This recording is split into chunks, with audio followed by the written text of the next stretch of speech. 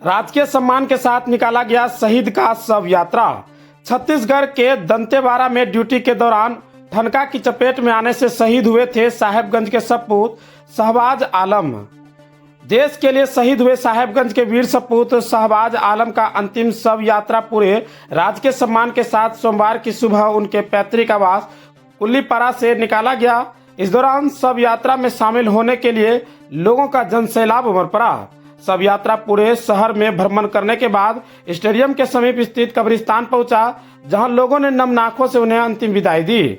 उससे पहले शहीद शहबाज आलम का पार्थिव शरीर सीआरपीएफ के विशेष वाहन से रविवार की देर शाम साहेबगंज के कुल्लीपारा स्थित उनके पैतृक आवास में लाया गया था, जहां अंतिम दर्शन के लिए लोगों का जनसैलाब उमड़ पड़ा था। हर आंखें नमती और अंतिम दर्शन के लिए शहीद का चेहरा तलाश रही थी। दरअसल झारखंड के साहेबगंज और सीआरपीएफ जवान शहबाज आलम छत्तीसगढ़ के दंतेवाड़ा में ड्यूटी के दौरान ठनका की चपेट में आने से शुक्रवार की सुबह शहीद हो गए थे। वे अपने बटालियन के साथ ट्रेनिंग लेने दंतेवाड़ा के घने जंगलों में गए थे। इस दौरान तेज बारिश होने लगी और ठनका गिरने से सीआरपीएफ के 2 जवान इसकी चपेट में आ गए थे।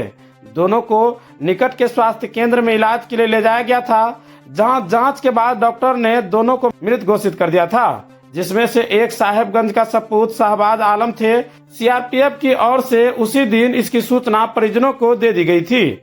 सूचना के बाद उनके परिजन और शुभचिंतकों में मातम पसर गया था। बाद में परिजन सबका पार्थिव शरीर लेकर दंतेवाड़े पहुंचे। पार्थिव शरीर को दंतेवाड़े से पहले कोलकाता लाया गया था और फिर कोलकाता से सड़क मार्ग से सीआरपीएफ के विशेष वाहन की मदद से पार्थिव शरीर को साहेबगंज लाया गया था। शहीद अपने पीछे 6 वर्ष का बेटा और 1.5 साल की बेटी छोड़ गए हैं। जो हमारा शहीद हुआ है बहुत ही जांबाज एवं बहादुर सैनिक था। 2013 में भर्ती होने के बाद 187 बटालियन जम्मू गया, उसके बाद श्रीनगर में तैनाती हुई, उसके बाद 111 बटालियन दंतेवाड़ा छत्तीसगढ़ में था। जैसा कि हमारा एक थिएटर से दूसरे थिएटर में जाते हैं तो स्पेशल ट्रेनिंग होती है। पीआई ट्रेनिंग करने के बाद वो ड्यूटी में था, जिसके तहत वो शहीद हुआ। उसकी जांबाजी, बहादुरी, समर्पण, लगन, निष्ठा तो न केवल हम बल्कि हमारे महानिदेशक, पुलिस महानिरीक्षक बिहार सेक्टर सभी सल्यूट करते हैं और सभी परिवारजनों को और साहेबगंज के निवासियों को श्रद्धांजलि देते हैं। धन्यवाद।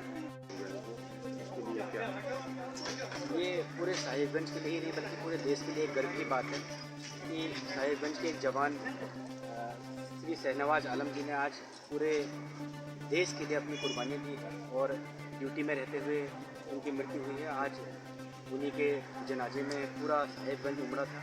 उन्हीं को श्रद्धांजलि देने के लिए हमारे सभी जिला प्रशासन के सभी सदस्य, पुलिस अधीक्षक, सीआरपीएफ के सभी लोग मौजूद थे और मैं उनके परिवार के लिए पूरी सहानुभूति रखता हूं और जितना भी जिला प्रशासन की तरफ से उनके परिवार के लिए संभव हो सके हम लोग करने का प्रयास करें। ये फील बता रही है कि शहनवाज को कितना चाहते थे। हमेशा सोशल मीडिया में अपने ड्यूटी के टाइम में भी लोगों को बताते रहते थे कि हम यहाँ पे हैं, ये सेवा कर रहे हैं, वो सेवा कर रहे हैं। सोशल मीडिया से ये बहुत पॉपुलर थे। आज ये पॉपुलरिटी है, ये भीड़ जो वो कमाया था देश के लिए शहीद हुआ है और यही उसकी पूंजी है देश के लिए। और इतनी बेहतरीन उसका व्यवहार था कि आज आप देख लीजिएगा जिस रोड से उनका ये मतलब शहीद का जनाजा जो गुजरा है, हर लोग बड़े मतलब खुश भी थे इस बात से कि हमारे देश के लिए कुछ हुआ और गम भी था। गर्व का विषय है कि हमारे जो शहर का एक जांबाज सिपाही शहनवाज जो आज देश की रक्षा के लिए शहीद हो गया। मैंने उनके सीआरपीएफ के जवान साथियों से बात की। उन्होंने बताया कि वो काफ़ी दिलेर और जांबाज किस्म के व्यक्ति थे। इस घड़ी में उनकी लोकप्रियता देखकर आपको लगता होगा कि कितने यहाँ पे लोकल लेवल में भी कितने लोकप्रिय थे, कितने मृदुभाषी थे, वो सबसे मिलजुल कर रहते हैं। और मैं ये बताना चाहूँगा कि जिला प्रशासन हमेशा उनके साथ खड़ी है, उनके परिवार के साथ खड़ी है। हम लोगों से हमेशा उनके साथ है, खड़ी है, रहेंगे और उनका परिवार अब हमारा परिवार है। हम लोग हमेशा साथ रहेंगे। अंत में मैं इस भीड़ को और आप लोगों का सहयोग को देख के एक ही बात कहूँगा, शहीदों के मज़ारों में लगेंगे हर बरस मेले, वतन पे मरने वालों का बाकी यही